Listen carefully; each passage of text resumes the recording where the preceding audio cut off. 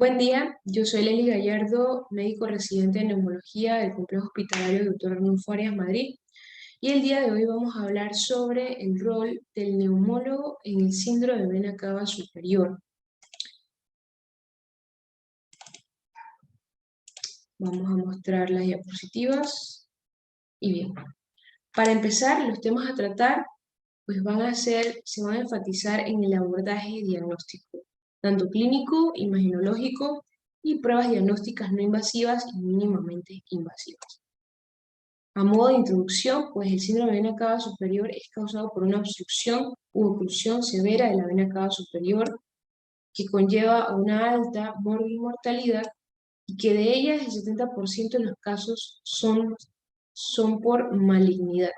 Sin embargo, las causas benignas pues no se quedan atrás. Esta es una tabla que resume las causas malignas y las causas benignas. Dentro de las causas malignas, el 50% son secundarios a cáncer de pulmón de células no pequeñas y el 25% son secundarias a cáncer de pulmón pequeñas. Por ende, pues el cáncer de pulmón representa el 75% de las causas malignas del síndrome de vena cava superior. En cuanto a las causas benignas, los principales son la presencia o colocación de dispositivos de catéter venoso central, de marcapasos, de desfibriladores, catéteres de hemodiálisis, los cuales van a representar en general un 25 o un 30%. También hay causas infecciosas. Previamente al inicio de los antibióticos, las principales causas infecciosas eran por sífilis y tuberculosis. Ya obviamente una vez instaurado el tratamiento de antibióticos, pues la incidencia ha ido disminuyendo. Las causas benignas son muy relacionadas a pacientes jóvenes y que tienen un mejor pronóstico. Entonces, ¿cuál es el rol del neumólogo en el diagnóstico? Pues lo vamos a dividir de acuerdo a la clínica, de acuerdo a los estudios de imágenes y a los procedimientos diagnósticos. En cuanto a la clínica, pues van a existir momentos en donde pacientes que tengan una clínica pues florida, sin embargo, pues esto va a depender de muchos factores que sobre todo es la gravedad, la ubicación de la lesión, la rapidez de la aparición y la integridad de los pasos. Y esto va a llevar a una serie de signos, una lista de signos y síntomas, en donde los principales son edema facial, dilatación de las venas torácicas y cervicales, disnea y tos, y esto lo podemos incluso resumir en una tríada clínica clásica, que es la distensión de la vena yugular externa, el edema en esclavina y la fascia abogatada. Teniendo esta clínica, pues nos permite tener una sospecha de síndrome de vena cava superior y es donde nos vamos a acompañar de estudios de imágenes. ¿Y cuáles son esos estudios de imágenes? Pues principalmente la radiografía de tórax, nuestro estudio inicial, en donde el 80-90% pueden presentarse anormales. De ellos, los hallazgos principales o más frecuentes son el hallazgo mediastinal de un 64% y presencias de efusión pleural en un 26%. Sin embargo, esto no va a determinar el síndrome de vena cava superior, pero tampoco lo va a descartar. Y es aquí donde nos vamos a ayudar con otros estudios. ¿Qué otros estudios? Pues está la tomografía de tórax contrastada, que tiene una alta sensibilidad y especificidad. Nos permite saber el nivel y la extensión de la obstrucción, saber la causa de la obstrucción, ya sea por una trombosis o una obstrucción extrínseca secundaria a un tumor. También nos permite valorar las presencias de adenopatías, si hay afección de la pleura, si hay dilatación de las vías colaterales. Su rendimiento diagnóstico, con toda esta valoración, pues casi un 90%. La venografía es otro método de imagen que es el estándar de oro para valorar la obstrucción de la vena cava superior.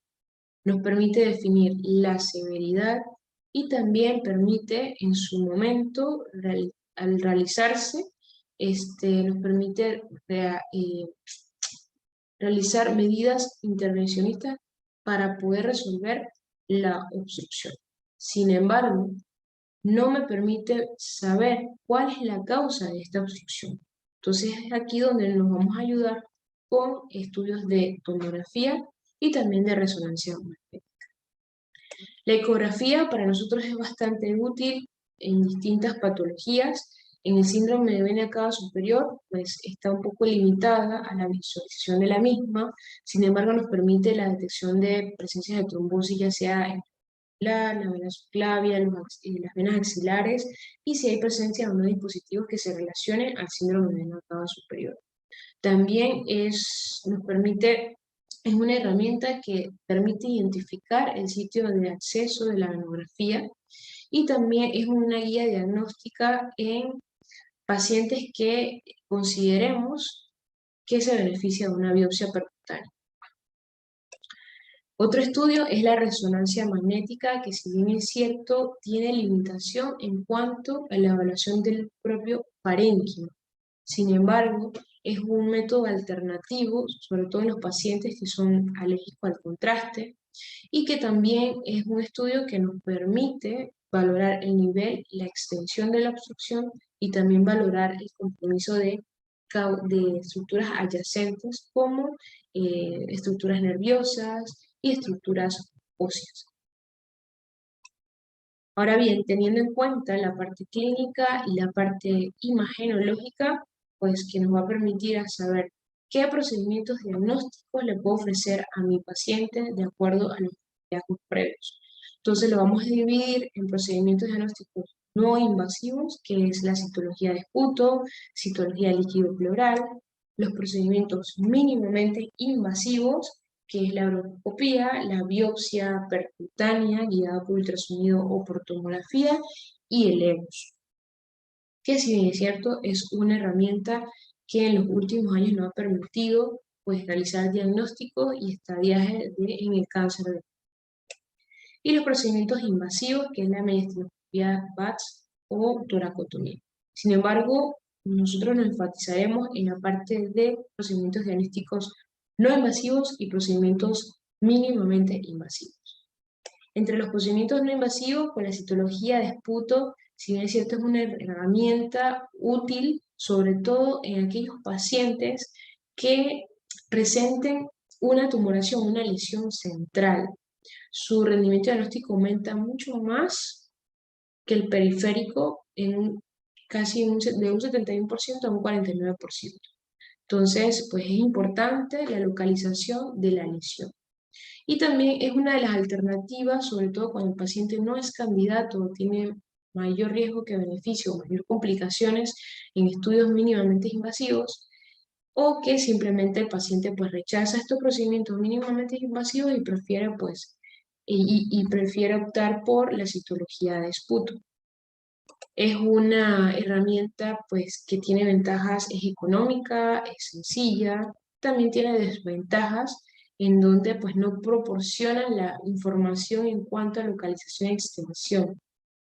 Y su rentabilidad, aparte de depender de la ubicación de la lesión, también va a depender de la toma de muestra y del tamaño de la lesión.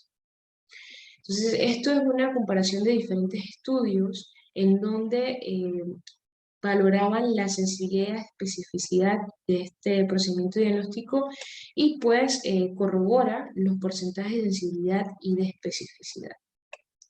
En cuanto a la citología del líquido pleural, tiene una sensibilidad de un 72% y esto viene de diferentes estudios, de diferentes de metaanálisis, en donde pues valoraba el porcentaje, la sensibilidad de la citología del líquido pleural, que pues es lo que corrobora en un 72%. Sin embargo, este valor va a depender mucho de la cantidad de líquido pleural que se obtenga para que sea procesado. Y mientras mayor contenido o mayor líquido pleural pues, se obtenga, pues el rendimiento es mucho mayor. Sin embargo, lo mínimo que se puede considerar para mantener una sensibilidad adecuada sería más de 60 ml. Entonces, pues es un método diagnóstico muy útil, pero va a depender de la cantidad de líquido que se pueda obtener. En cuanto a los procedimientos diagnósticos mínimamente invasivos, está la broncoscopía, está el EBUS y está la biopsia percutánea guiada por ultrasonido o tomografía. En cuanto a la broncoscopía, pues va a depender de la localización. Las lesiones centrales tienen una sensibilidad global de un 88% y esto es cuando sumamos o cuando le aplicamos junto biopsias endobronquiales, lavados y cepillados bronquiales. Sin embargo, comparándolo con lesiones periféricas, que muchas de las veces es el caso de los pacientes con síndrome de vena cava superior, la sensibilidad global es de un 78%. Si bien es cierto, disminuye, pero hay otra herramienta que nos puede ayudar a aumentar el rendimiento diagnóstico con las broncoscopías en lesiones periféricas y es la fluoroscopía, que con este estudio nos permite pues ubicarnos en la lesión y también nos disminuye el riesgo de complicaciones como el neumotórax. Entonces, al final, pues su sensibilidad va a depender de la ayuda o no de fluoroscopía y también que se realicen biopsias transbronquiales, lavados bronquiales y cepillados bronquiales. Definitivamente que al igual que la citología del esputo, también la broncoscopía va a depender del tamaño de la lesión, en donde pues tiene una sensibilidad de 34% aquellas lesiones que son menos de 2 centímetros y de un 63% aquellas lesiones que son mayor de 2 centímetros. O sea que, pues, estos son cosas que hay que tener en consideración en cuanto a la ubicación y en cuanto al tamaño de la lesión. La ultrasonografía endobronquial, que es el EBUS, pues, como mencioné, en los últimos años nos ha permitido tener mayor diagnóstico y estadificar el cáncer de pulmón. Tiene una sensibilidad de un 94% y una especificidad de un 100%, una precisión diagnóstica de un 96%.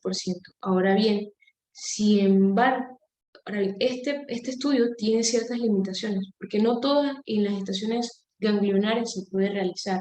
Por ejemplo, en las estaciones 5 y 6, pues es bastante limitado por el alto riesgo de puncionar las grandes vasos. Entonces, pues es una limitación. Sin embargo, en las otras estaciones ganglionares sí podemos utilizar el EBUS. También va a depender del tamaño de la lesión, qué tantos centímetros tenga mi lesión como para poder tomar una biopsia. Y también obviamente de la ubicación de la lesión. En cuanto a compararlo con las biopsias transbronquiales, pues definitivamente ambas tienen alta sensibilidad y especificidad.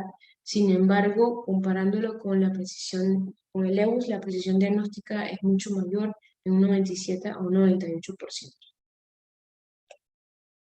En cuanto a la biopsia percutánea, también es una herramienta pues, de gran utilidad que tiene alta sensibilidad, tiene alta especificidad y las indicaciones son principalmente cuando tenemos estos pacientes que tienen una lesión periférica. Y muchas veces se relaciona a los pacientes con síndrome de vena cava superior, los cuales estas lesiones periféricas no son alcanzables por otros procedimientos como pues la broncoscopía con biopsias transbronquiales, aún así que estén ayudadas por la fluoroscopía. Entonces, una de las opciones es la biopsia percutánea. Y también es una de las opciones cuando el paciente pues tiene un alto riesgo de complicaciones en procedimientos diagnósticos y que pues conversándolo con el paciente pues la preferencia y el menor riesgo-beneficio es mejor en la biopsia percutánea que someterlo a estudios más invasivos. Y por ende, pues reduce la cirugía innecesaria casi un 15%. Si bien es cierto, como todo estudio, como todo procedimiento, pues tiene su porcentaje de no ser concluyente en un 95%, pero esto va a depender mucho de que nos guiemos otros estudios, la tomografía y el ultrasonido, pues que nos permiten la mejor ubicación de la lesión y a su vez, pues el mayor rendimiento. Este es un estudio que permite pues, valorar la seguridad, la precisión diagnóstica de la biopsia percutánea en pacientes que hayan presentado consolidados pulmonares. Esta es una tabla demográfica donde muestra que las principales localizaciones de consolidación eran en los lóbulos superiores tanto derecho y como izquierdo. Sin embargo, cuando vamos a ver las distintas etiologías que se tomó en cuenta para la biopsia percutánea, fueron el cáncer de pulmón. De ellos, también permitió comparar cuáles eran el rendimiento diagnóstico en los pacientes que tenían estos tipos de lesiones periféricas y los comparaba con el rendimiento diagnóstico de la broncoscopía. Si bien es cierto, tuvo mayor probabilidad de tener un diagnóstico los pacientes que se le practicaban biopsias percutáneas que los pacientes que se practicaba la broncoscopía.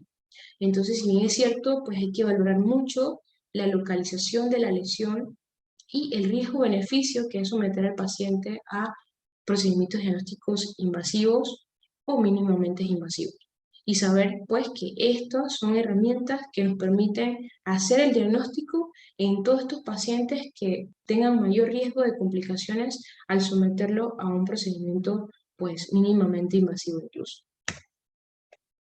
Las complicaciones de la biopsia percutánea, como cualquier otro procedimiento diagnóstico, se acompañan de neumotoras, hemorragias, un 15% o 1% respectivamente, y si bien es cierto, hay contraindicaciones para la biopsia percutánea, como es la mala función respiratoria, que el paciente tenga un pulmón único, que tenga alteración en la coagulación, que haya presencias de enfisemas. Entonces son puntos que tenemos que tener claro al momento de considerar una biopsia percutánea. A manera de conclusiones, se requiere el establecimiento oportuno de un diagnóstico histológico para proporcionar un tratamiento óptimo en los pacientes con síndrome de vena cava superior y que los métodos no invasivos como la broncoscopía, mínimamente invasivos como la broncoscopía, el EBUS, la biopsia percutánea, tienen un buen rendimiento y son procedimientos relativamente seguros y que nos van a ofrecer o nos van a garantizar pues el diagnóstico para un mayor tratamiento oportuno en estos pacientes. ¿Cuál es el mejor procedimiento diagnóstico en estos pacientes? Pues una vez más, habría que valorar, uno, las morbilidades del paciente, que no tengan complicaciones, cuál es el riesgo-beneficio de someter a estos pacientes a procedimientos diagnósticos mínimamente invasivos, cuál es el riesgo del paciente de someterlo a una broncoscopía o someterlo a una biopsia percutánea, y también, pues obviamente sería explicarle al paciente, darle toda la información y que también el paciente pues opine y decida realmente cuál procedimiento podríamos ofrecerle, teniendo toda la gama de información en cuanto a las distintas variedades de procedimientos diagnósticos que contamos.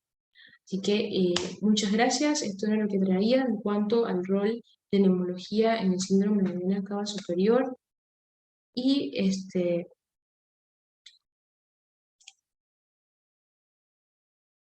nos vemos pronto. Hasta luego.